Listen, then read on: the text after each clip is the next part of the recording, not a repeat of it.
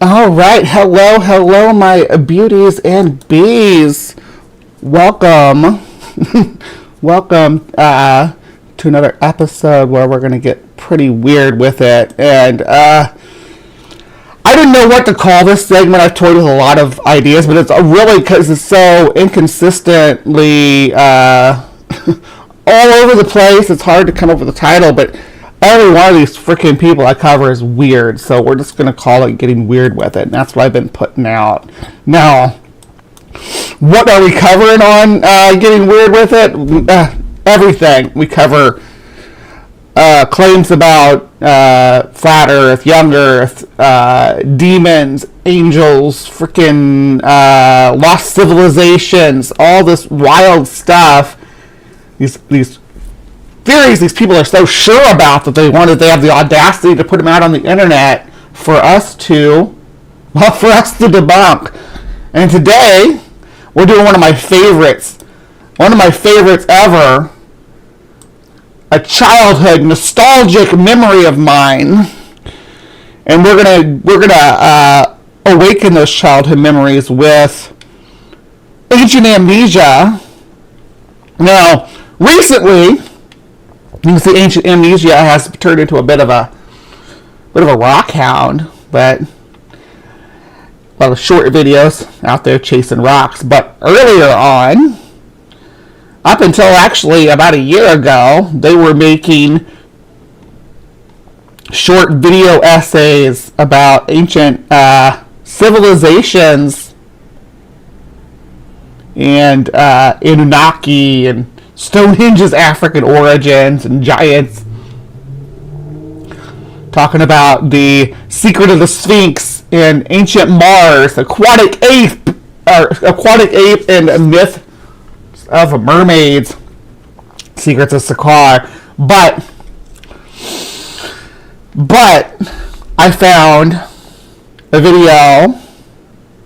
I've got a couple of videos. I found this one too. I don't know if we're going to be able to get into that or not, but we are definitely going to get into this video on Atlantis, though. So, do I have a long intro on this? Plato, so long. Gathered together. Okay. Here we go. So let's go to Atlantis, ladies and gentlemen. Ready to go? Let's do it. All right. 400 BC. Plato, so long. Gathered together, having a beer. So long tells Plato an amazing story. Atlantis. This place you can only imagine. I'm going to tell you all about this in here, and you're going to have to write it down, and you're going to pass it on for thousands of years to come. And so here we are. We're going to talk about Atlantis tonight. Josh, admin and creator of Ancient Amnesia. I'm Dave. And just going to chat about Atlantis a little bit. Bring up some things we know and things we hope to know in the future. So my view is it was basically a seafaring society, interconnected all around the world. Similar symbology, similar cultures. Probably a lot of similarities. Peru and Egypt probably being, the two of the most obvious places where the seat of power would be. But a lot of people say all around the world, huh?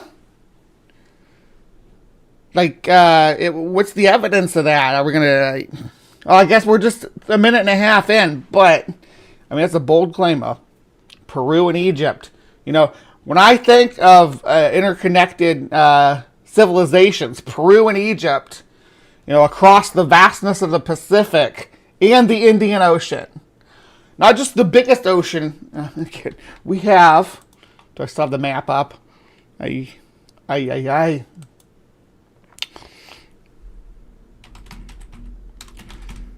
Just perspective. Just some perspective here. Let's go.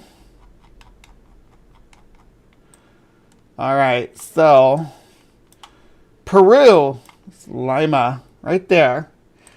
So from Lima to Egypt, how far around the globe do we have to go? Okay, so here's the entire longest portion, literally, of the Pacific. The longest you can travel east to west on the Pacific will get you tangled up in the Sandaban. Now, this will be similar to when we talked about African tribes crossing from the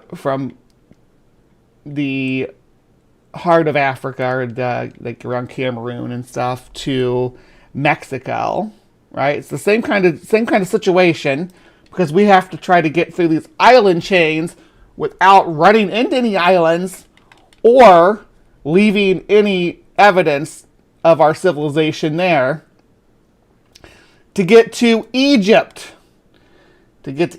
So we're literally coming all the way down here. Now that we've crossed the biggest ocean, the widest ocean in the world, at its widest possible journey, let's cross this other ocean. But instead of just crossing this ocean, we are going to cross the ocean and then navigate up the Gulf of Aden into the Red Sea into Egypt. Because that makes sense. That makes sense, y'all. You can literally see Egypt and Peru on the map looking this way. There's less distance this way. Look, there's Peru, there's Egypt. Less distance this way than there is this way in spades.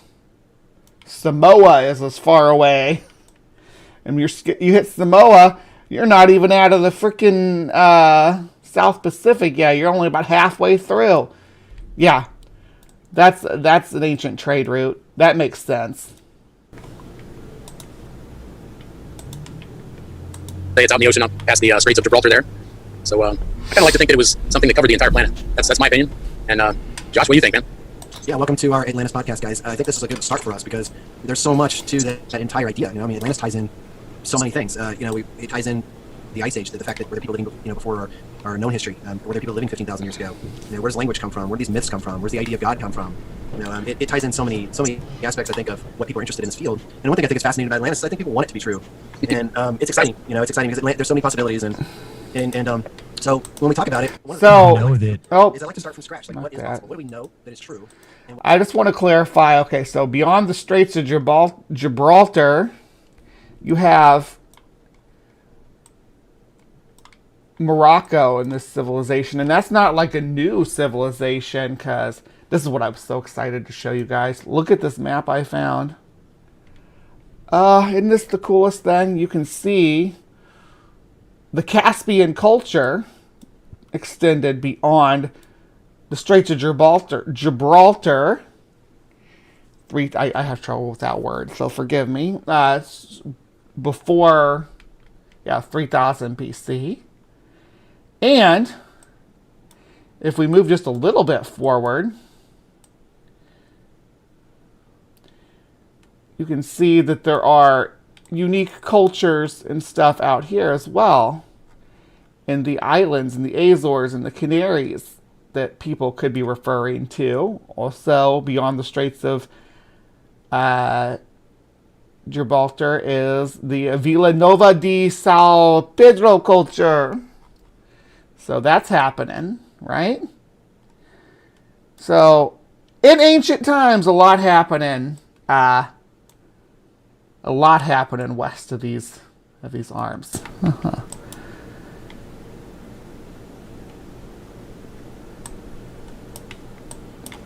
Let's look here.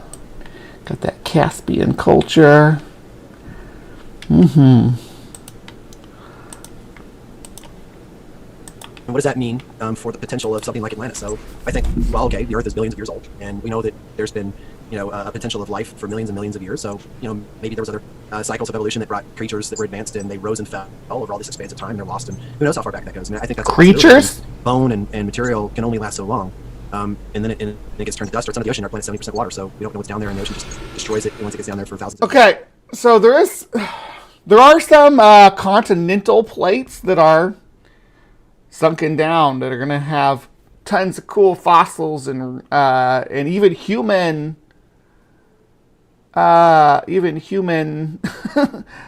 civilizations that were pulled underwater. Doggerland's a great example, but that doesn't mean that that there were ancient civilizations in the Mesozoic or the Paleozoic era, or even before the Pleistocene. the roots of civilization. I'll give you back into the Pleistocene, right? Most of civilization takes place in the Holocene because that's the defining characteristic of the Holocene. So it's something at least that is possible under the scale of Earth's timeline. In terms of anthropology, we know that modern human is hundreds of thousands of years old. So what that means is that they were as smart as you 200,000 years ago. Okay, they had the same capability, they had the same laptop, right? Like they're all running MacBook Pro, they're all running the same power. So what they did with that power, with how they used that power, we don't know. Like we think that we have this timeline, but you got to remember they didn't have the same resources available. Infrastructure builds on top of infrastructure. Innovation builds on innovation. It's so if you go back to the beginning of the human species 200,000 years ago, they have the software, right? Or sorry, they have the hardware. They have the hardware, but they don't have the software available for architecture or for metallurgy, things like that, or for chemistry. They don't have the software available for that because that software is being developed by the species over generations, and different pockets of populations are developing different software to contribute to the greater population of humanity. You look at also the weather patterns, and we know that there was all kinds of tumultuous things happening. We've had a show on cataclysms. These things wipe out civilizations, and biology kind of destroys itself in ways that it evolves and dominates and takes over, and then breeds in and breeds out, and we see this happening in the biological record. So this is where my brain goes. I kind of try to at least. So when you say civilizations destroyed by natural, are we talking like the Minoans of Crete, or talking about Pompeii maybe? What civilizations were destroyed by weather, I guess, is my question. Because, I mean, you could loosely say that volcanic activity, volcanism, is weather, at least has an impact on the weather. But I can't... Doggerland, but I don't know if Doggerland could be considered like an empire, though. Not like Atlantis. And maybe there were, like... villages, I guess, of ancient people. Doggerland didn't sink in a day either. Perspective, like what we know is true, what's happening with biology, anthropology, geology. How does all this stuff, at least put a frame to the possibility of this being real. And so, that's what I think Atlantis. People kind of look at this. Oh, that's just not possible because it was only 15,000. That's 15,000 years ago, and that's nothing compared to modern humans, which have existed for 250,000 years, so or longer. Yeah. And so, that's really not really a far stretch. I think people need to kind of understand that 15,000 years ago, in terms of anthropological time, modern human time is not a very long time. Yeah. So, I think that's where we need to start. Dave, like 1 foot of sea level rise. And it's all it takes. Yeah. You basically just raise your house up a little bit. You have 1,000 years to do it. So yeah, that's how it is. It's such a minuscule time space. Right. And compared to the overall time that humans or human-like creatures could have existed here, with the atmospheric conditions and environmental conditions. So yeah, like you saying humans are human-like creatures. I'm here for it. Tell me what the creatures are, please. That's the case. And there is the possibility you could never find evidence, no matter how hard you look. Like you said, were the Atlanteans creatures? Could have been in an acidic sea that just dissolved everything, and just turned everything into minerals. So yeah, you have no idea really. I would think that Atlantis was probably the last of the great societies that were more connected to nature. I would say that our society is sort of superficial compared to what I would imagine Atlantis to be. I think they would have been, they would probably have had wars and conflicts with, people that didn't want to adhere to their ways, because they were pretty much, the captains of the sea. That nobody would turn them down. They would just overpower them. So, I would say they were very compassionate probably, and able to, solve problems with a little bit more respect for each other and for nature. That's just what I would imagine it would be like, but it might have been totally different than that. Sure, sure. It's a mix. Right. But another thing I think people that are trying to always search. Yeah, I think that. Sumami, I think that our ability to control waterways is what changed the... So a lot of people will be like, oh, agriculture, right? As soon as we started farming plants. But our ability to control waterways, I feel like it precedes our ability to grow plants. I think that led to our ability to cultivate farms and to water our crops, and controlling waterways would have been a big step to overcoming nature, like floods and like seasonal floods and stuff, which I think that there was a lot of in the Indus Valley and in the Tigris and Euphrates and obviously the Nile. And to a lesser degree, maybe some of the smaller European rivers. But talking about early civilization, in that region, the ability to control where the water went. The echoes of us learning how to do that are there today. There's what used to be like forests and jungles and plains and stuff that's all desert and wasteland now because early humans redirected the water away from that. That's why, like, if you look just in recent history, just within the last 2,000 to 3,000 years, in the cradle of humankind, you'll find species like they couldn't live in that environment now, like elephants and tigers and lions and cheetahs and ostriches and leopards and just a myriad of animals that were thriving in that. It was literally, ironically enough, like a Noah's Ark, because the fauna of Europe and Asia and Africa all met right there. So you have lions and tigers in the same region together. But we redirected all the waterways and plowed all the fields and learned how to agriculture there, but we also learned how not to agriculture there, and the echoes of that are still present today. Need to realize is that America is also Hawaii, and America is also Puerto Rico, right? Or Alaska is also Alaska, and so Atlantis is it's a dispersion, it's an empire, right? So it's all dispersed, and so if we can understand that there was this empire that was all over, and if you look today, like there's modern societies and there's still tribes in the rainforest. So it's not like 15,000 or 20,000 years ago you couldn't have kind of both situations going that exist today. We know that down in the jungles that there's tribes that are still living like they did thousands of years ago, and up until recently in America there was tribes living like they did in the Ice Age and thousands of years ago. So this idea of having advanced societies living with primitive societies, it's just true even today. So you have this potential of this population that is advanced. Where they came from, that's another bigger question that obviously can't be answered. But if they did exist, it would explain a lot of things that we see today in all our mythologies. We see in language, etymology, and all these other fields that are just kind of unexplainable. Why are the pyramids all over the planet? Why are they scaled the same?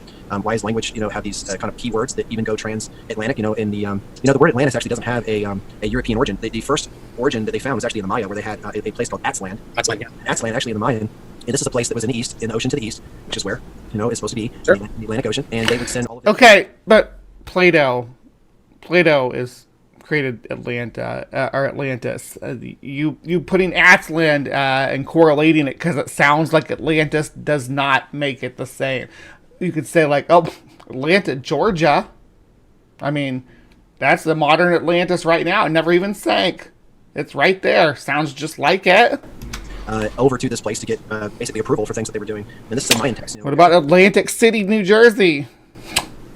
I mean, a lot of information coming from the Maya about Atlantis, which is interesting because this is a civilization that lived contemporary with Plato and before Plato. Right. And fairly late as well. And fairly late as well. I mean, there's still Mayans living in Mexico. Yeah, they still are. Yeah. And then there's new research where there's literally dozens of temples that LiDAR just found, and so there's tons of stuff to be just even discovered, and more text will come out. But you have these correlations, and so it would explain there being this kind of central population that exists, this central civilization that existed sometime, and kind of taught people just like we do today. We go to these, we send missionaries. Okay, so those LiDAR cities are Mesoamerican cities. They're not Atlanta, or I keep saying Atlanta. They're not Atlantis cities.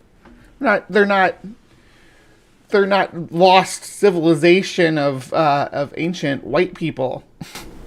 Out, we help other groups kind of advance and teach them modern agricultural. We teach them technological building skills, and they kind of get up to speed. The first world teaches the second and the third world, and they finally rise. We're seeing this in India and China now. They're westernizing and they're becoming smarter, and they're using our techniques and stuff. So we're witnessing all of these things. So the theory of there being a civilization back in the past. India and China becoming smarter using our techniques. Oh my gosh. Okay, so until just maybe the last 150 years or so, India has been the richest country in the world since as long back as we can remember. The richest. India was the place of riches. And China was a place of innovation. They had everything from paper to pasta, gunpowder, all that stuff that was innovated well before European cultures were gifted it from these Eastern societies. Don't give me this mighty whitey bullshit.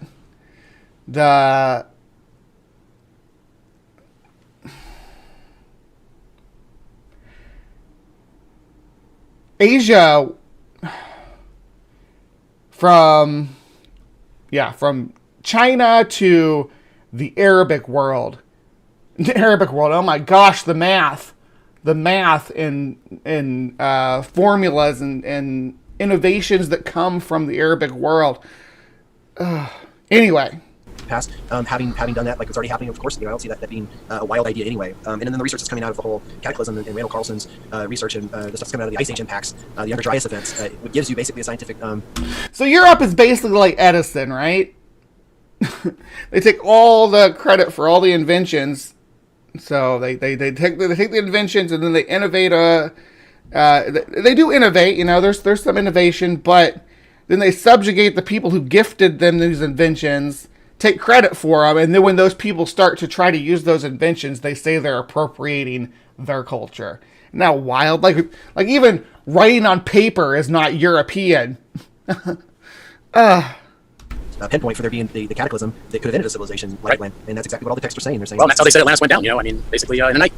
Absolutely. So, there's a lot of evidence. I think people should look at the evidence scientifically and realize, hey, they get you more excited because, like, if you want answers, they're all there. There's great, awesome answers in every field of science that will back up all the story and fill it in. There's religion as well. There's a lot of stories. Yeah. A lot of stories about floods. In certain religions. Here we go.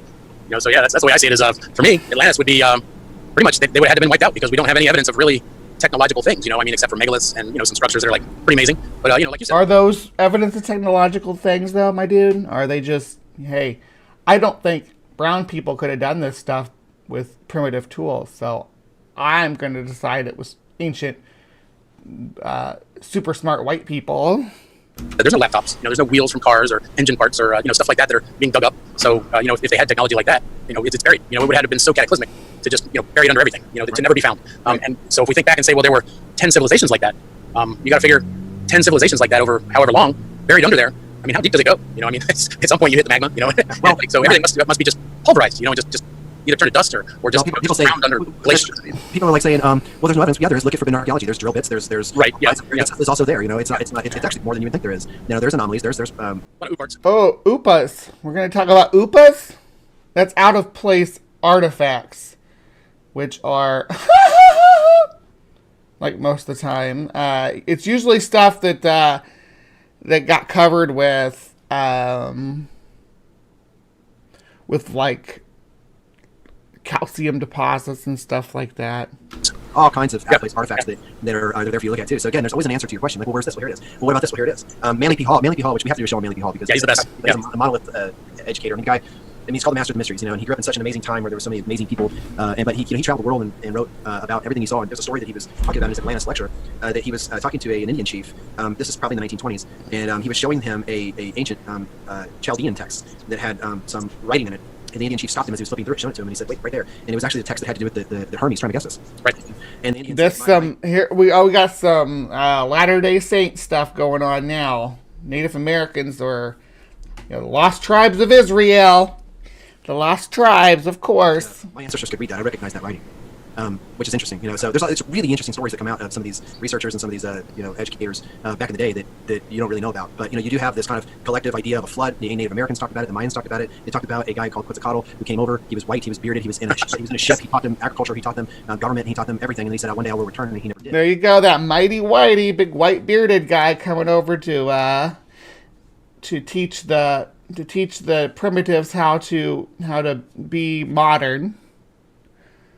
This is such a douchey theory. Which explains the story of why, that Montezuma, when Cortez landed on the coast, he believed that this was Quetzalcoatl because he's returning from Italy, and that's what actually got him in and basically, got him to kind of get his stuff together to destroy the empire, take it over. But this stuff rings true, and we also look at gods. The Olympian gods, the Egyptian gods, that Thoth, right, who was the builder and the writer, and he taught the Egyptians language and building techniques. It's the same guy, right? So Quetzalcoatl was Thoth, and then you have the Olympian gods, which were talked by the Greeks as being humans and ancient kings, right? The kings of Atlantis.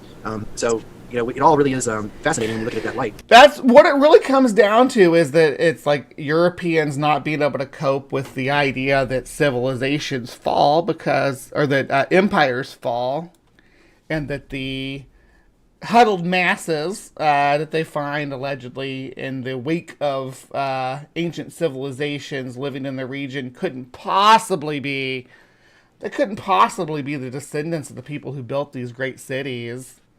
Even though that's what happened, like to Rome, and we know that, right? We know that all the warring feudal castles still stand, even though the feudal lords are long gone.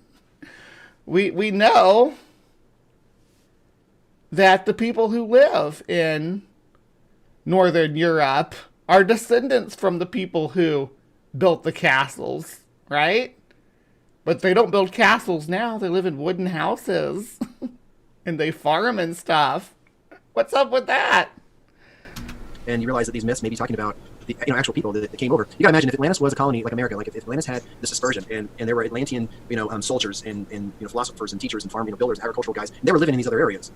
And Atlantis, then some cataclysm came in and hit. You would then have to realize that these people were stranded in these other societies, right? And so these other societies would have to then be on their own, and the people that were left would have to kind of like teach them how to kind of pick things back up. And that's exactly. You have similarities, and then you have new stuff, new things. That's right, and that's what we see. And when we look at the earliest Egyptians and we look at the earliest Sumerians, we see that just out of nowhere these guys were able to create and build, and they knew math and they knew how to like write. No, we have so many freaking dude. We have so many failed tombs and pyramids and stuff from people practicing building these. There's pyramids that were poorly measured, that the architect that working on them didn't measure them right. There's there's obviously the lost ones in the jungles and stuff. But yeah, we have just in Egypt alone, we have the evolution of the architecture that they use. We have that from very primitive Basil to the kind of the peak Old Kingdom stuff.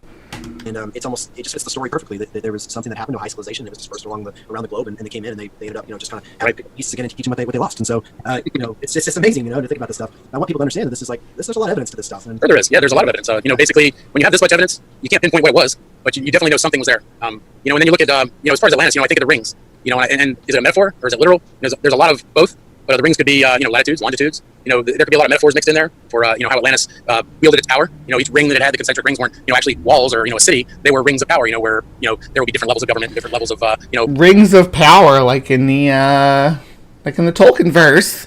People that would rule over and lord over everyone. And, that's kind of how I see the rings, kind of like a metaphor. And then you have to look at it like the Phoenicians. Who do we have later on down the road? When it all came about, suddenly the Phoenicians and the Sea Peoples, they had all the same aspects of what we would expect from Atlantis and from what Manly Hall tells us, that they were a seafaring society that covered the whole world.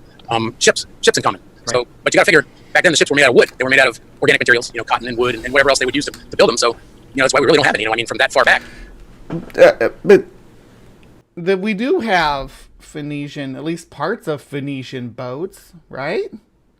Pretty sure we have pieces of Phoenician ships. And yeah, we don't think we have a full Phoenician ship. We know how they were built, though. Sort of.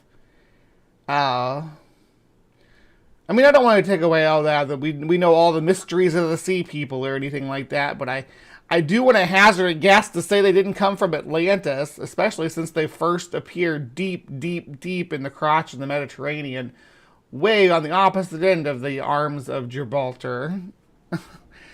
And it's likely that, again, let's have a look here. Oh, not that map. This one. Yeah. It's more than likely that one of these many cultures spawned the Sea People. Right? Look at these many, many cultures in the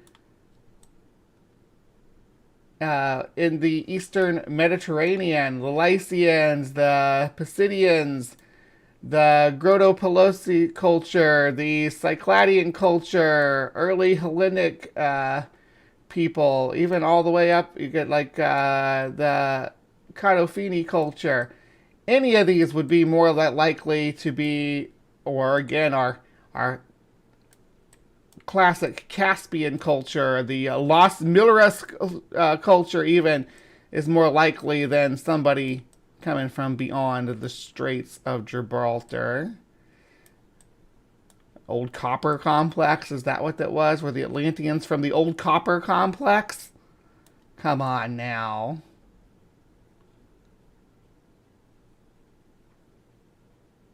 We just found a Cainite ship at the bottom of the Mediterranean. Yeah, the Cainites, we have them right here. Canaanites, I should say.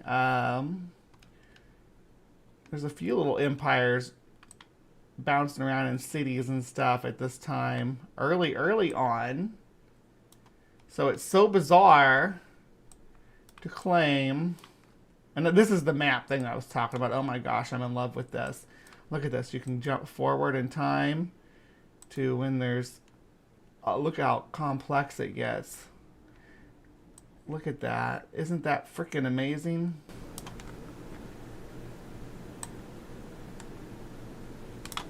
You can go back in time. You can jump way ahead, like to modern time. Pretty wild. Amazing stuff. But yeah, there should have been. You got Zappotex and stuff. I'm getting distracted because I like Mesoamerica. But yeah, this is a pretty cool tool that I found. But even, I mean, watch how fast this stuff grows. You can jump forward 10 years. And you see, maybe 100 years at a time is probably better. You see the changes and growth of all these different... No, there's the Minoans. The Minoans show up, yeah.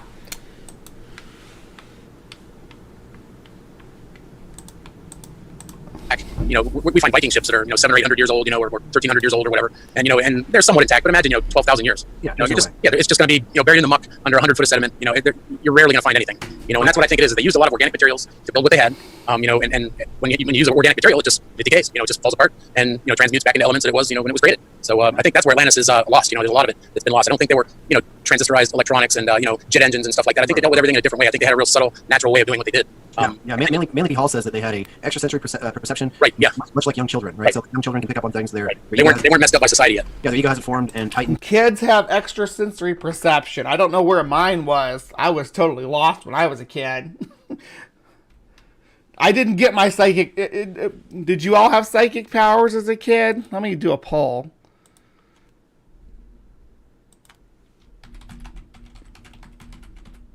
What they call extrasensory powers as a child.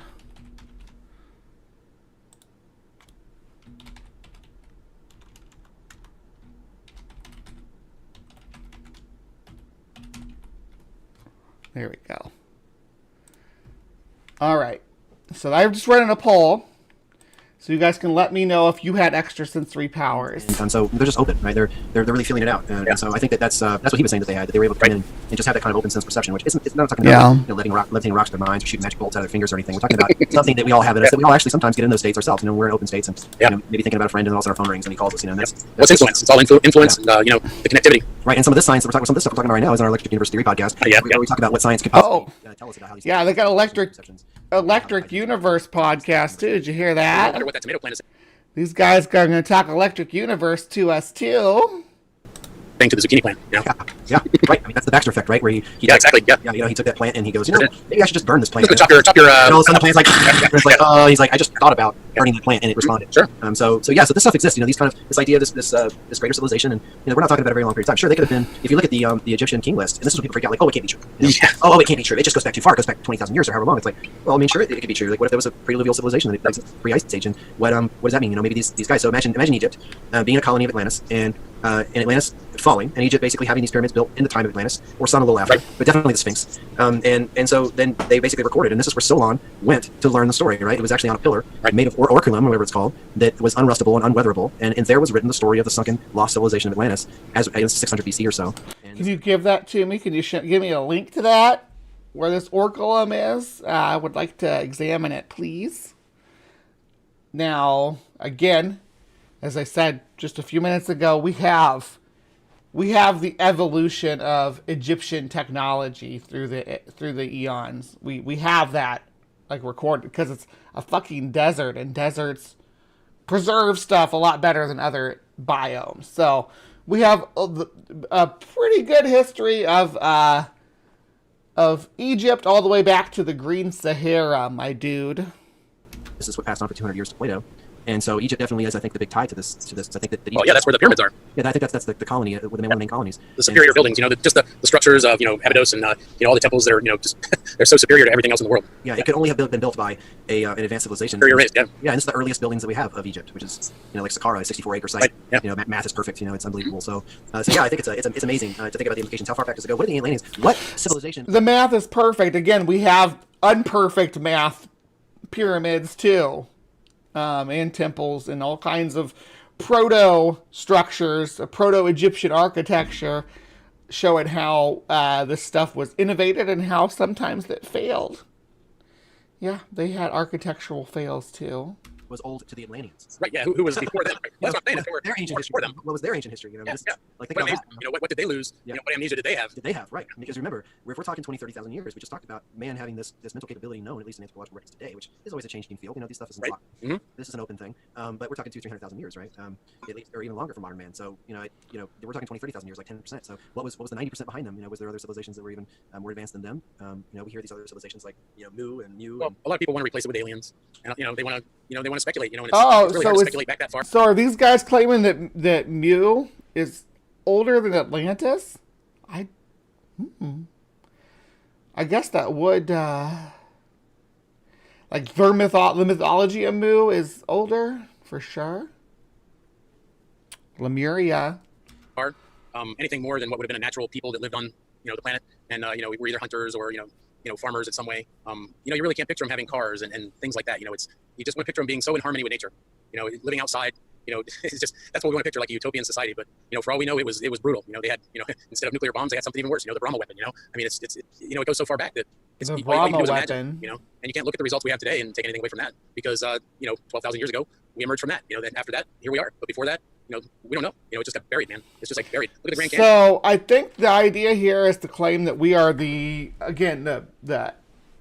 Atlantean theory is that we're living in the post-apocalyptic world, right? Like there was a big war and Atlantis fell and all apocalypse and everything.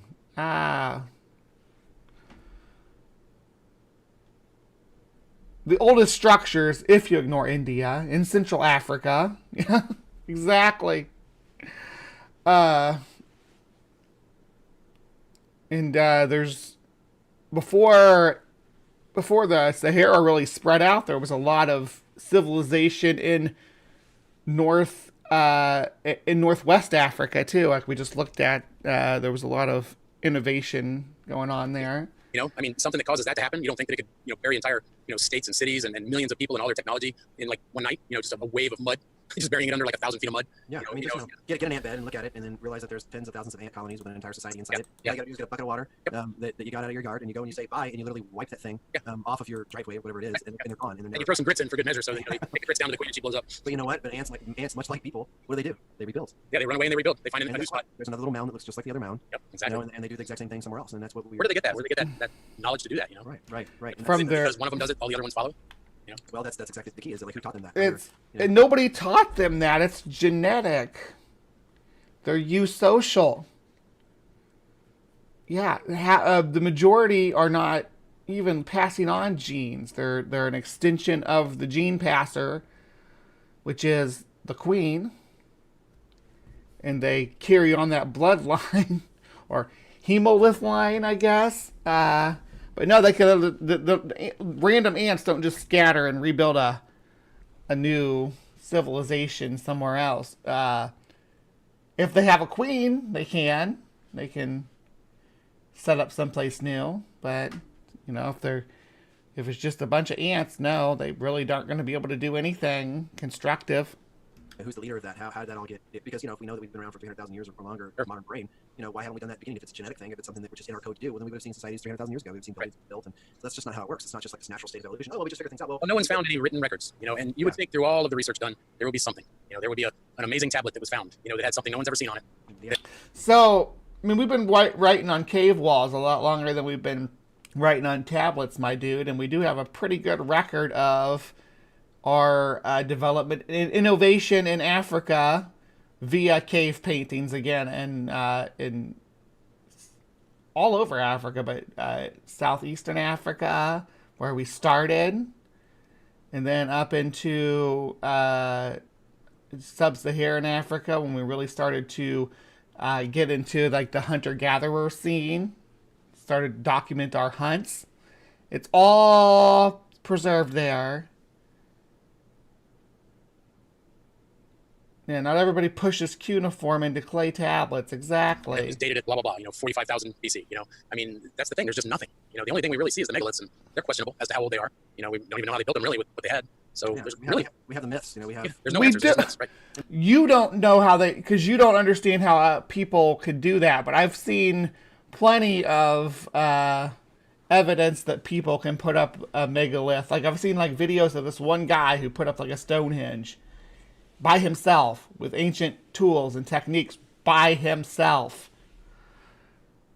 And people go, well, why are they being so creative about it? Well, first off, that's how they thought. They always put things. All they had to do was make art. Yeah, but even at, let's say at 3000 BC. I mean, we're talking 10,000 years prior. So at that point, it's a pretty big myth and story. It's not going to be like There's nothing there. Yeah. John built this over here. I mean, we've only been around for 100 years. Here's a circle of stones that's 40,000 years old. Yeah. Go ahead and try to figure out what it is. That's Adam's calendar. Yeah, 200,000 years old. Who knows? Who knows? Yeah. You don't know. So we all have to keep an open mind to this stuff. And this is actually Absolutely. Yeah. And we know the technology that they use to build Stonehenge and to build the pyramids and things like that to get the stones to their locations. We have ideas on their innovation and techniques. People weren't, and you acknowledged it earlier that they're running on the same software we are.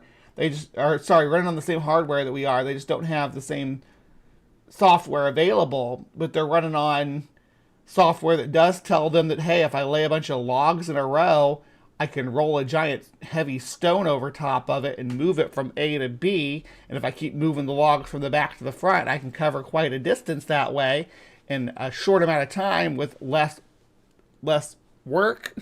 If there's any one topic that basically is the the red dot on the dartboard of what ancient amnesia means, it would be Atlantis, because that's our most recent ancient amnesia. We know more about dinosaurs that existed 30, 40, or 60, 70, 80 million years ago than we do about our civilization and kind of where it started and how how language got dispersed and how these buildings were built and where all this began. Like that's what's fascinating to me, is that we can go way further back in time and we have all this data and we can kind of study things and flesh things out. But we know less about 15,000 years ago than we do 100 million years ago. Well, how are we gonna pass on the question to everyone? What are we thinking? Read the Critias by Plato. Yeah. Atlantis. Ooh, and Sumami, that's a good point. Like, I think a lot of cultures probably kept like a patchwork history, where each generation would teach the next generation to weave or to craft a textile historiography, and if something did happen to that culture, or they stopped doing that in that textile corroded, it'd be lost forever. Diluvian World by Ignatius Donnelly. Yes, Everything by Manly Hall that relates to Atlantis. Manly Hall is an amazing Atlantis lecture. It's about, I want to say 4 to 6 hours long. He breaks it down. What he does is he goes to America. He basically is compiling evidence for each major area of the world. So it's like for him, that's a good start if you just want to get a good brief over, because this guy probably knew more. He definitely knew more about it than Ignatius Donnelly. He knew more about it than probably anybody that's in the relative modern era. And then you can start going to like Ignatius Donnelly. Then you can start going to just the books itself, like the myths that are out there. There's a lot of Mayan material. Just read about Mayan myth, like what they believe, how their civilization started, and you're going to start seeing how all this stuff ties together. What about what does it mean if the Greek gods were kings of Atlantis? What does it mean if the Egyptian gods were there? The king's list was put all that perspective into your research, and then when you start to read it, you kind of see how this isn't just if you have preconceived ideas about who these people were, then you can make a fun narrative. Hollywood and fiction writers have been doing it for centuries with Atlantis and every other lost civilization. However, that doesn't make them real. Right? It doesn't make that the real history, because you can fabricate a story based around the idea that Atlanteans influenced European culture. Doesn't actually make it so. Just mediocre white dudes needing to feel special. That's the whole Atlantis movement is. All right, I think I've probably had enough about this. They got about 8 more minutes to go, but I do want to get this show wrapped up here a little bit earlier today, because I have, again, a funeral to get ready for. So I'm going to end this here, and I'm going to ask you guys, what do you guys think? Atlantis, was it real? No? Yes? Let me know in the comments below. Do you believe this current conspiracy, or do you think that the archaeological evidence speaks for itself and we don't need a secret, powerful ancient society to be responsible for the empires that rose up in the early Holocene? Let me know down below. Let me know. Let me know how you broke this open. Let me know what you think. Really appreciate you. Please remember to be kind, take care, and we will see you next time.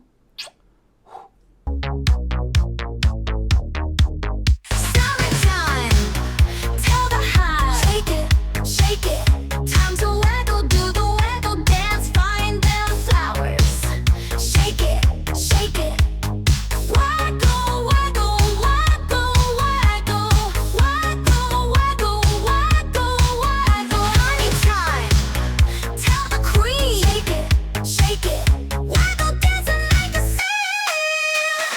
Waggle, waggle, waggle, waggle, waggle, waggle, waggle. Waggle, waggle. You know you gotta when the sun is shining. Get the girls together for some nectar mining. Dripping off the cone is the way we shake it. Shake it, shake it. Dancing out the path right before we take it. Summertime, tell the hive. Shake it. Time to waggle, do the waggle dance, find them flowers. Shake it. Waggle, waggle, waggle, waggle, waggle, waggle, waggle, waggle. Honey time, tell the queen.